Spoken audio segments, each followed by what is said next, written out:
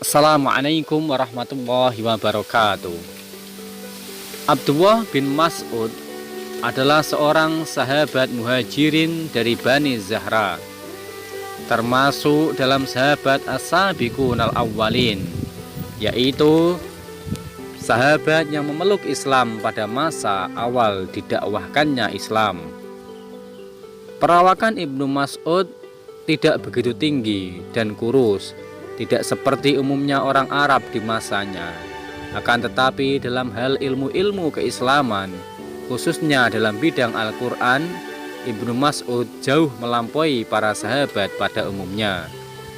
Kisah keislamannya cukup unik karena Ibnu Mas'ud melihat dan mengalami secara langsung mukjizat Rasulullah SAW, yaitu ketika Rasulullah memerah susu dari kambing yang belum pernah dikawinkan oleh kambing jantan. Kambing betina itu bisa mengeluarkan air dengan didoakan oleh Rasulullah, yaitu berupa air susu.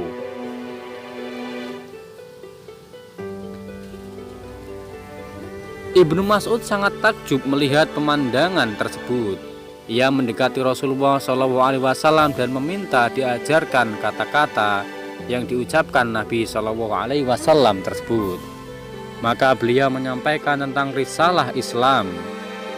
Dan seketika Ibnu Abdullah bin Mas'ud memeluk Islam. Nabi memandang cukup intens kepada Ibnu Mas'ud. Kemudian Nabi bersabda, "Engkau akan menjadi seorang yang terpelajar," sabda Nabi. Tentu saja Ibnu Mas'ud tidak mengerti apa yang dimaksudkan oleh Nabi. Apalagi saat itu Ibnu Mas'ud hanyalah seorang yang miskin yang mencari upah dengan mengembala kambing milik orang lain. Tetapi di sela-sela waktu senggangnya, Ibnu Mas'ud selalu mendatangi majelis pengajaran Nabi yang dilakukan secara bersembunyi.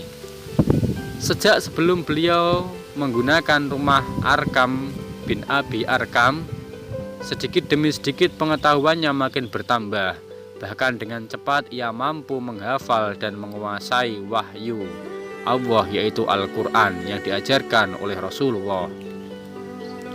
Suatu ketika Rasul ingin ada seorang yang membacakan Al-Quran kepada orang-orang Quraisy karena mereka belum pernah mendengarnya. Dan ternyata Abdullah bin Mas'ud yang mengajukan dirinya. Akan tetapi Nabi mengkhawatirkan keselamatan Ibnu Mas'ud. Nabi ingin orang lain yang membacakannya, yang mempunyai kerabat kaum Quraisy, yang disegani oleh para kaum Quraisy dan tidak akan disiksa ketika membacakan ayat-ayat Al-Quran. Tetapi Ibnu Mas'ud tetap mengajukan diri, bahkan setengah memaksa sambil berkata, "Biarkanlah saya, ya Rasulullah, Allah pasti akan membela saya," kata Ibnu Mas'ud. Sungguh suatu semangat besar yang didorong jiwa muda yang berapi-api, sehingga kurang mempertimbangkan keselamatan dirinya. Dan tanpa menunggu lagi, Ibnu Mas'ud berjalan ke majelis pertemuan kaum Quraisy di dekat Ka'bah, dan Nabi membiarkannya. Ia berdiri di panggung atau mimbar di mana orang-orang Quraisy biasanya melantunkan syair-syair mereka, dan mulai membaca ayat-ayat Al-Quran dengan mengeraskan suaranya. Yang dibacanya adalah surah Ar-Rahman. Orang-orang kafir itu memperhatikan dirinya sambil bertanya, apa yang dibaca Ibnu Mas'ud itu? Saat itu mereka belum mengetahui kalau Ibnu Mas'ud telah memeluk Islam. Jadi mereka membiarkannya saja untuk beberapa saat lamanya.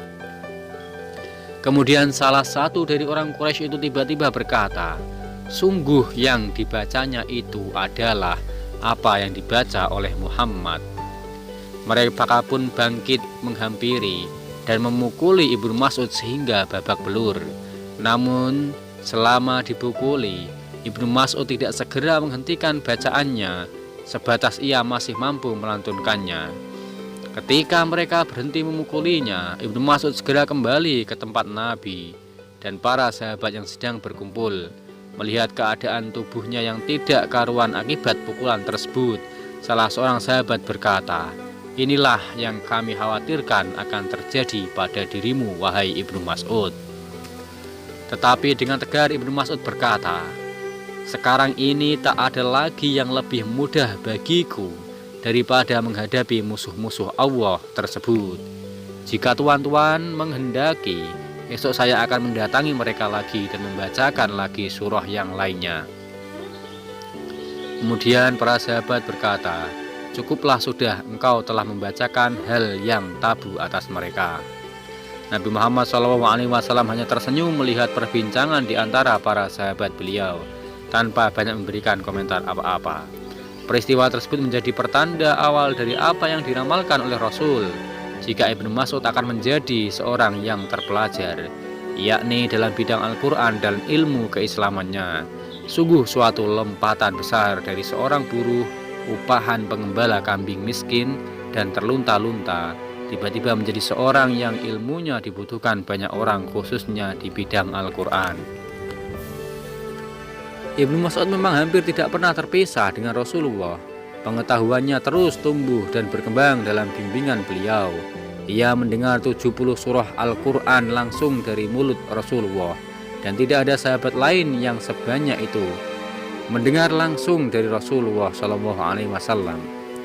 Ibnu Mas'ud juga selalu merekam mengingat peristiwa demi peristiwa yang berhubungan dengan surah Al-Quran.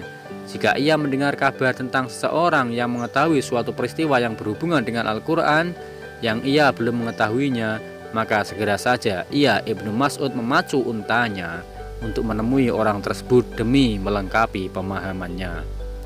Tentang kemampuannya di bidang Al-Quran, Nabi bersabda, barang siapa yang ingin mendengar Al-Quran tepat seperti ketika diturunkannya, hendaknya ia mendengarkan bacaan Al-Quran dari Ibnu Mas'ud. Barang siapa ingin membaca Al-Quran tepat seperti yang diturunkan, hendaklah ia membaca seperti bacaan Ibnu Mas'ud. Beliau pernah bersabda, berpegang teguhlah kalian kepada ilmu yang diberikan oleh Ibnu Ummi Abdin atau Ibnu Mas'ud.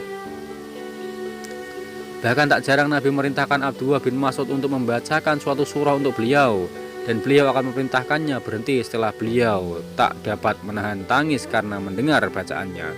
Beliau seolah bernostalgia dengan suasana ketika ayat tersebut diturunkan, karena bacaannya memang tepat seperti ayat-ayat Al-Quran ketika diturunkan.